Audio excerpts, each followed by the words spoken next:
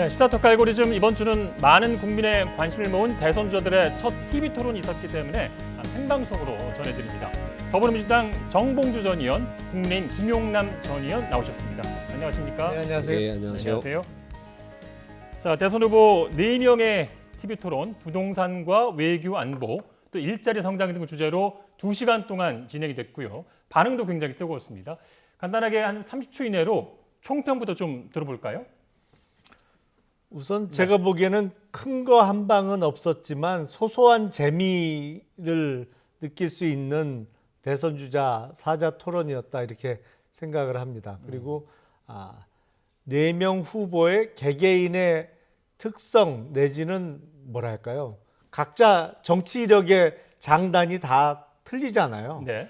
그럼에도 불구하고 각자 드러나는 특색이 있는 토론이었던 것 같습니다. 네. 우리 정 의원님께서는 어떻게 보셨습니까? 그 TV 토론에 대해서 이제 오랫동안 국민들 관심이 있었죠. 후보들이 이제 첫 토론이다 보니까 긴장도 좀 많이 된 것 같고요. 예. 그래서 전체적으로 보면은 어느 후보도 득점을 했다라고 하는 것은 도드라지진 않지만 어느 후보도 아주 크게 실점은 하지 않았다. 네. 다만 이제 이따가도 잠시 뒤에도 말씀을 계속 이어나가겠지만 그런 득점 포인트를 각 후보들은 어디에서 잡았느냐 하는 전략은 네 후보 다 도드라지게 보이진 않았다. 다만 이제 저는 이제 아무래도 이재명 후보를 지지하는 입장이니까 이재명 후보는 처음부터 전략을 세우고 나갔고 예. 그 전략은 대체로 주요했던 것 같다 예. 하는 내용은 이어서 말씀을 계속 드리겠습니다. 네. 좀 최대한 객관적으로 보셔서 후보별로 좀 점수를 좀 매겨주신다면 어떻게 좀 매기시겠습니까? 글쎄, 그거를 수치화하기는 어렵습니다만 제가 보기에는 윤석열 후보는 기대 이상의 선전을 한 것 같고요. 예. 심상정 후보는 지금 심상정 후보가 제가 정확하게 몇 번째 대선 출마인지는 기억이 안 나는데 거의 20년 동안 같은 얘기를 해오신 것 같아요.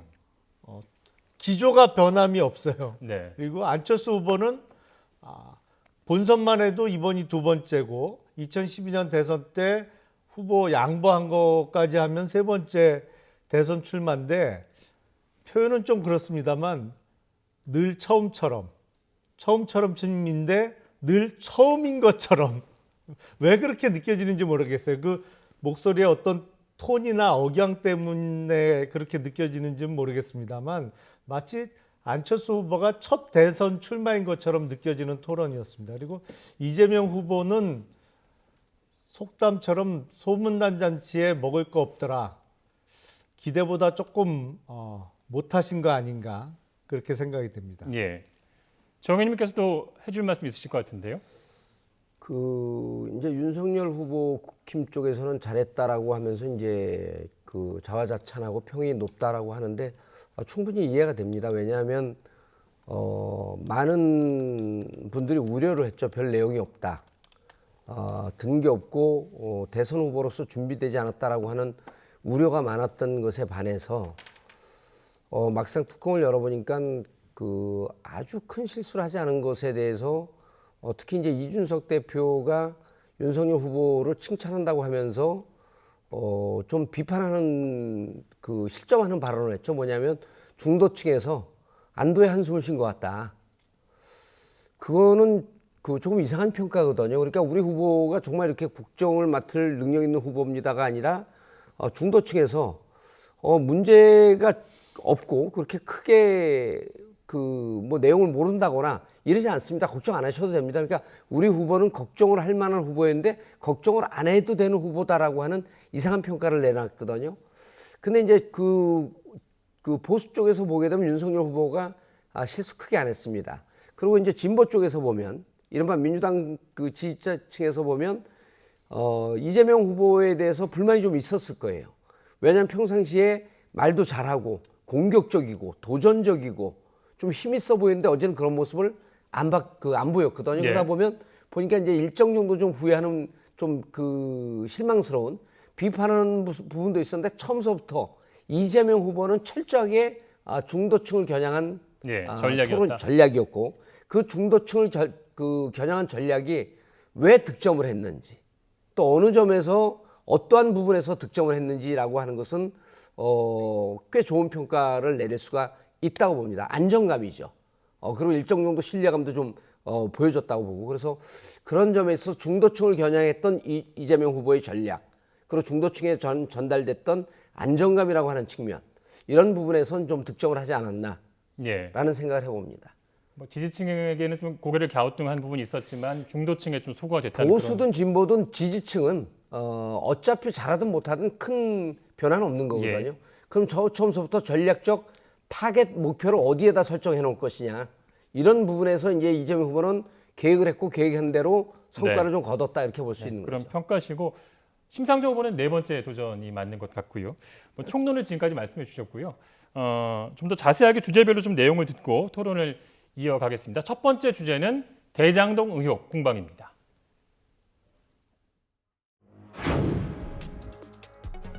그렇게 이제 나하고는 관계 없다고 얘기를 하시면서 또 내가 이익을 다 따져봐갖고 설계를 했다고도 하시고 도대체 입장이 뭐냐 이겁니다. 내가 안 한 거다 또는 내가 한 거지만 이거는 리스크가 크기 때문에 이렇게 줄 수밖에 없었던 거다. 둘 중에 하나가 뭡니까? 100% 환수하는 게 바람직했는데 못했냐라고 비난하는 거 이해하고 그 점에서 제가 부족했다. 좀 더 노력했어야 된다고 사과드리지만요. 분명한 거는 성남시가 공공개발하는 거 못하게 막고 이랬던 국민의힘 또는 윤석열 후보께서 하실 말씀은 아니다. 그분들이 우리 윤 후보님 보고 내가 한마디만 하면 윤 후보 죽는다. 이렇게 얘기하잖아요. 저는 이익을 본 일이 없어요. 네, 그렇습니다. 근데 윤 후보님은 부친의 집을 그 관련자들이 사줬지 않습니까? 그것도 사주다니. 이익이잖아요. 네, 정 의원님이 이제 이재명 후보 전략을 말씀해 주셨는데 쭉 보니까 윤석열 후보는 확실하게 이 대장동 의혹을 파고들자 뭐 이런 전략을 좀 세우고 나온 그런 느낌이었어요. 아무래도 많은 국민들께서 이재명 후보에 대해서 가장 큰 의혹이라고 생각하시는 점이 대장동 사업 관련된 의혹이니까요. 첫 TV 토론에서 대장동 의혹을 피해갈 수야 없었겠죠. 근데 어제 TV 토론 내내 이재명 후보는 사실은 좀 도망 다닌다고 느낌이 들 수밖에 없을 정도로 명쾌한 어떤 입장 내지는 해명, 사실은 뭐 그걸 내놓을 그 방법이 없어서 그랬겠습니다만은 내내 느낌이 대장동과 관련해서는 이리저리 도망 다닌다. 그러다가 심상정 후보로부터 무능한 거냐 아니면 공범이냐 뭐 이런 추궁까지 받게 되는 상황에 몰렸었습니다. 어제 좀 대장동에 대해서는 명쾌하지 못했어요. 예. 대응에 대해서 어떻게 평가하세요? 저는 어제 대장동 의혹을 들고 나온 거는 그 윤석열 후보가 그건 피할 수 없었던 일이죠. 예. 그리고 이제 아마 그 캠프에서 이제 빅데이터나 이런 조사를 좀 해보고 대장동 의혹을 들고 나왔을 터인데 이재명 후보는 3월 9일 선거 때까지 대장동 의혹에 대해서 공격을 받을 겁니다. 예. 그리고 대장동 관련자들이 매주 월요일마다 재판을 해요. 그럴 때마다 이제 무슨 얘기가 나오게 되면 계속 대장동 리스크가 있는데 안타깝게도 대장동 리스크로 실점할 수 있는 부분은 이미 다 끝났습니다. 예. 그러니까 이제 어제 윤석열 후보가 들고 나왔고요. 그리고 이제 8일 날 또 대장동을 들고 나올 것이냐라고 하는 것을 또 이제 고민을 해야 됩니다. 아마 또 들고 나올 겁니다. 예. 그럼 그 다음서부터는요. 대장동 의혹에 대해서 더 이상 들고 나올 카드가 없습니다. 그러면 3월 9일 날 투표고 지금 그 2월 초인데 실질적으로 대장동 의혹에 대해서 정말 이재명 후보에게 데미지를 주고 싶다고 한다면 저 같으면 어제 들고 나오지 않았죠. 마지막 토론회 때 들고 나오는 게 맞았습니다. 그래서 대장동 의혹에 대해서는 이미 이재명 후보가 저 부분에 대해서 국민 여론조사에 보면 이재명 후보가 저 부분에 대해서 부정적인 여론이 한 60%쯤 나옵니다. 이거 피할 수가 없어요. 그러니까 그 부분에 대해서 특검을 하자 뭐 하자고 공방을 하더라도 이제 한 번, 두 번 더 하면 국민들이 야 그거 지겨우니까 이제 그만하고 국가 미래를 어떻게 할 것이냐 이 얘기할 때쯤 되게 되면 윤석열 후보도 대장동 의혹을 더 이상 들고 나올 수 없거든요. 그래서 어제 같은 경우는 들고 나왔지만 제가 보기에는 제가 만약 전략팀에 있었으면 마지막 토론회 때 대장동 카드를 들고 나왔지 어제 일찍 들고 나옴으로 인해 갖고 자신들이 쓸 수 있는 보검을 미리 빗바라게 쓴 것 아니냐 해서 제가 보기에는 전략적으로는 패착이다. 그리고 저거는 어쨌든 윤석열 후보에게 이점이 되는 거고 이재명 후보에게는 불편한 요소인데 어제 쓰기에는 좀 아깝지 않았었냐. 네, 뭐 이미 감점을 할 만큼 했다는 그런 평가신데요. 어제 이재명 후보가 이제 초반에는 뭐 국정감사 등에서 다 해명을 했다 이렇게 좀 피해가다가 이제 후반부에서는 계속 공사가 이어지니까 국민의힘과 윤석열 후보의 책임론을 주장하기도 했거든요. 그런 이재명 후보의 대응에 대해서는 어떻게 평가하십니까?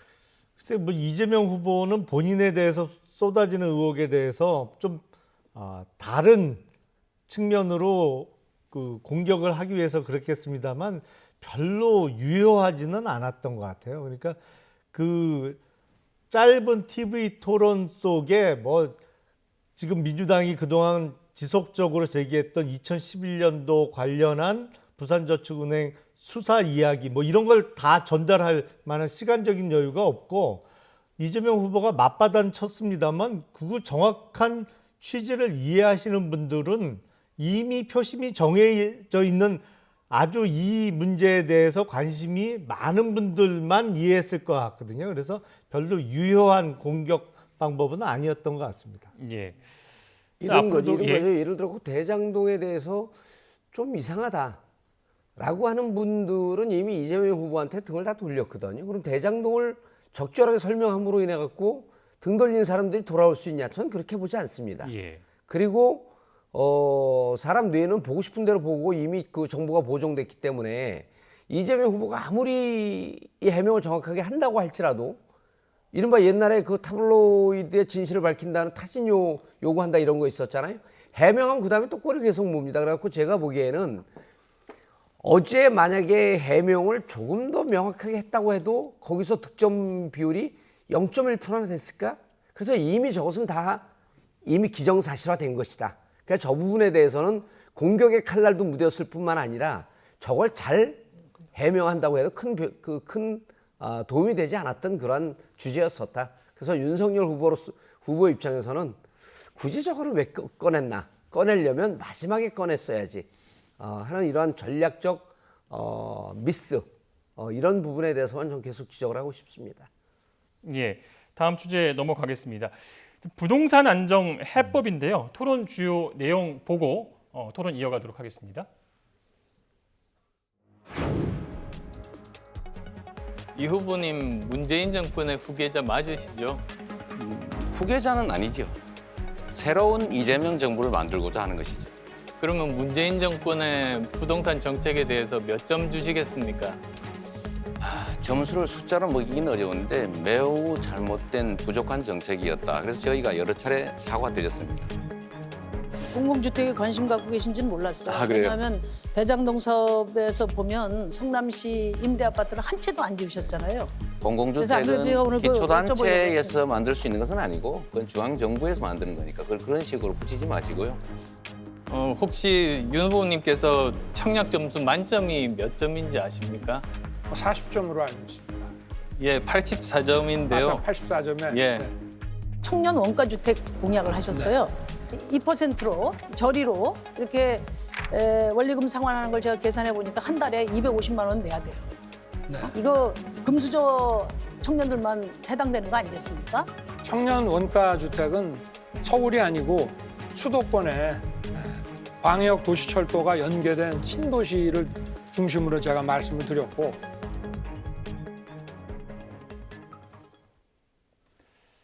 네, 윤석열 후보 입장에서는 이 청약 가점에 대한 안철수 후보의 송곳 조금 좀 애를 먹은 그런 감이 좀 있었습니다. 근데 사실 저도 청약 통장은 있는데요. 네. 이게 그 가점제가 시행된 이후에는 청약을 넣어본 적이 없어요. 그 전에는 넣었다 떨어진 예. 적은 있는데 그래서 그 점수가 몇 점인지는 저도 잘 모르고 있거든요, 사실은. 그래서 윤석열 후보가 이미 청약 통장을 본인은 안 갖고 있다라고 예. 그 전에 밝힌 바가 있고 그러다 보니까 구체적인 최고 점수나 뭐 이런 거에 대해서는 숙지가 안 돼 있었던 것 같습니다. 근데 조금 아쉽기는 합니다만 글쎄 그 점수를 평소에 다 머릿속에 물론 주택 청약을 계속 넣고 그 점수를 체크해 가면서 하시는 분들은 잘 알고 계시겠습니다만 그런 경우가 아니라면 점수를 평소에 숙지하고 있기는 조금 어려운 상황 아니었나 싶어요. 예. 그 청약 가점 청약 만점 84점이라고 하는 부분에 대해서는 윤석열 후보는 알았어야 됩니다. 그리고 어제 저 부분이 이제 윤석열 후보가 가장 큰 실수란 측면인데 왜냐하면 군 필작에 그 가산점 5점을 주겠다 그랬거든요. 그럼 5점이 몇 점 만점에 5점이다라고 하는 것은 기본적으로 알아야죠. 근데 이제 그 부분에 대해서 문제 제기를 하니까 이건 부동산 정책이 아니라 국방 정책입니다 이랬거든요.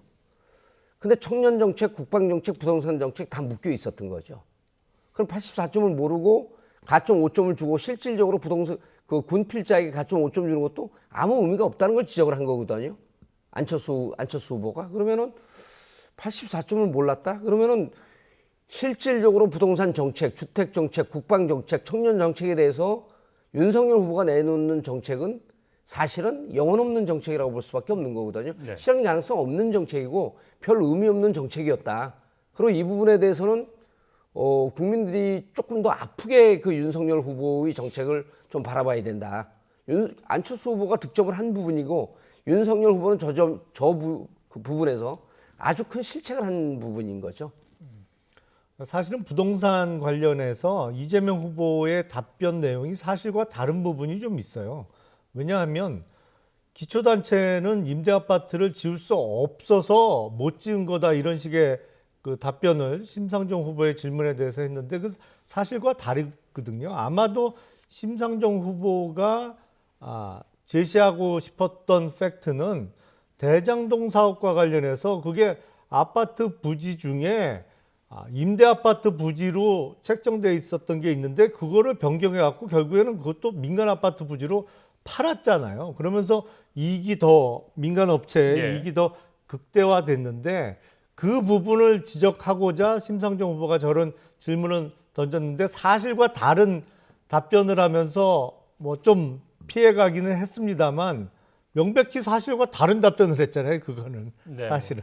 당시 이제 성남시 조례를 보면 기초단체에서도 공공주택을 지을 수 있는 게 이제 맞는 것으로 확인이 되고 있는데. 그 이제 전체적으로 그 공공주택, 임대주택에 대해서는 중앙정부의 그 정책과 영향력이 더 크다는 말씀을 이제 좀 조금 달리 표현했던 것 같고 이제 어제 문제는 심상정 후보가 지적한 그 20평대 청년주택을 2% 저리로 하면서 뭐 20년, 30년 얘기할 때 한 달에 250만 원 낸다 그랬잖아요. 그때 이제 윤석열 후보의 청년주택 공약이었죠. 청년주택 공약이요. 이것도 이제 전혀 그 내용을 모르면서 한 얘기가 그러니까 뭐라 그랬냐면 이거 6억짜리 하게 되면 한 달에 250만 원 금수저만 해당합니다. 그러니까 그 서울이 아니라 수도권이라 그랬거든요. 수도권도 제일 낮은 데가 3억 4억 정도입니다. 그럼 어느 정도냐면 약 한 160만 원에서 180만 원 정도를 내야 됩니다.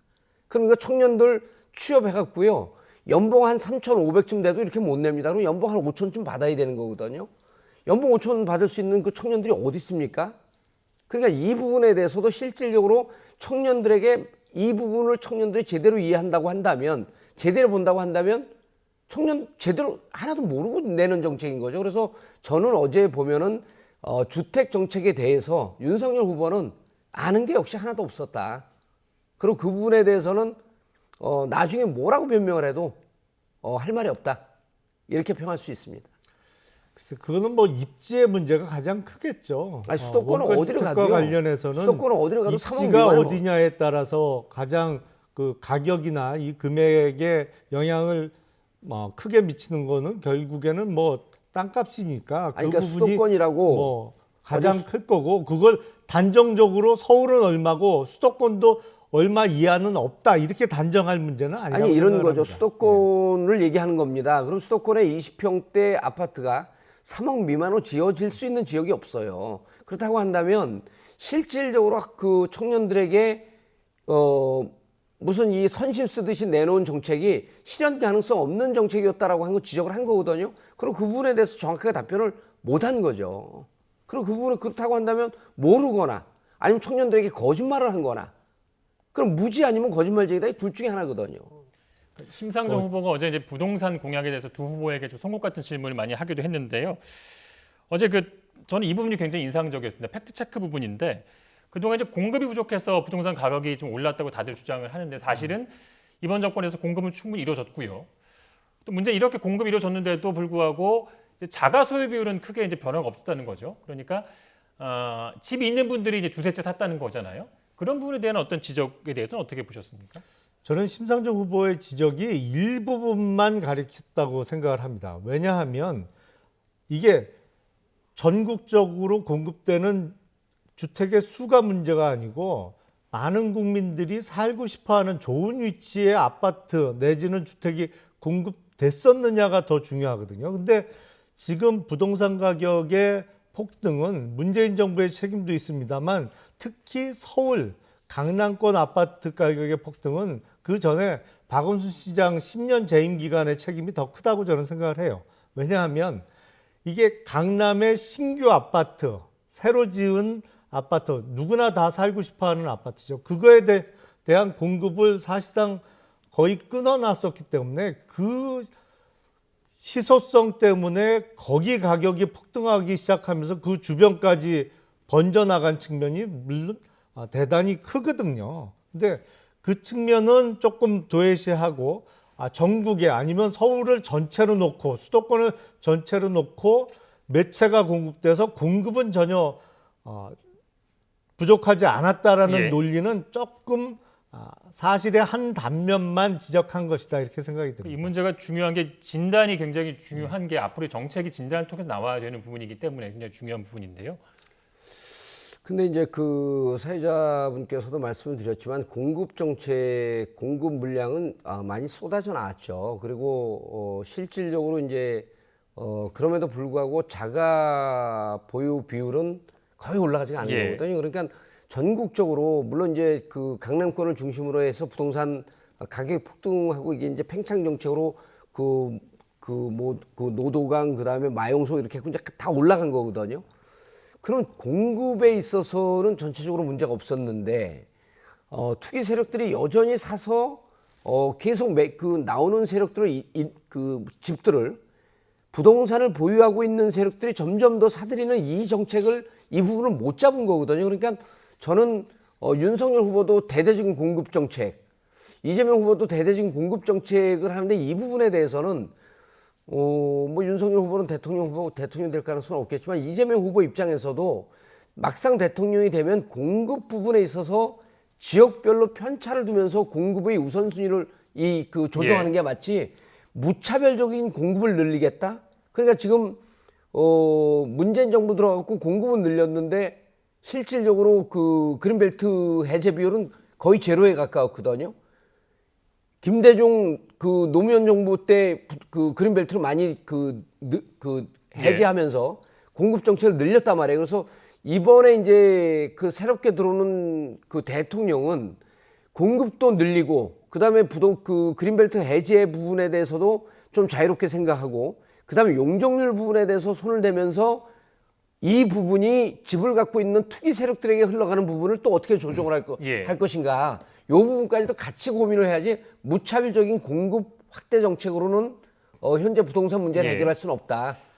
근데 지금 집값 상승의 가장 큰 원인으로 소위 투기 세력을 지목하고 거기를 비난하는 거는 앞뒤가 맞질 않아요.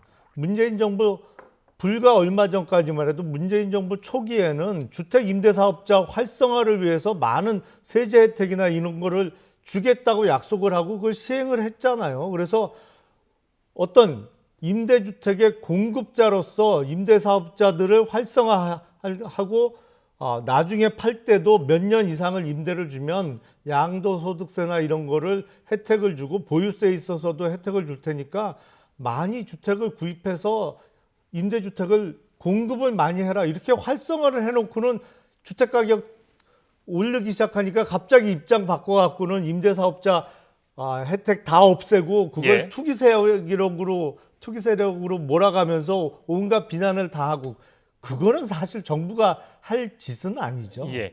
이번 주 시사토크 알고리즘도 잘 보셨습니까? 화면 왼쪽을 눌러서 돌아왔죠 채널을 구독해 주시면 알고리즘과 함께 돌발 영상, 뉴스가 있는 저녁 등 YTN의 간판 시사 프로그램을 함께 보실 수 있습니다.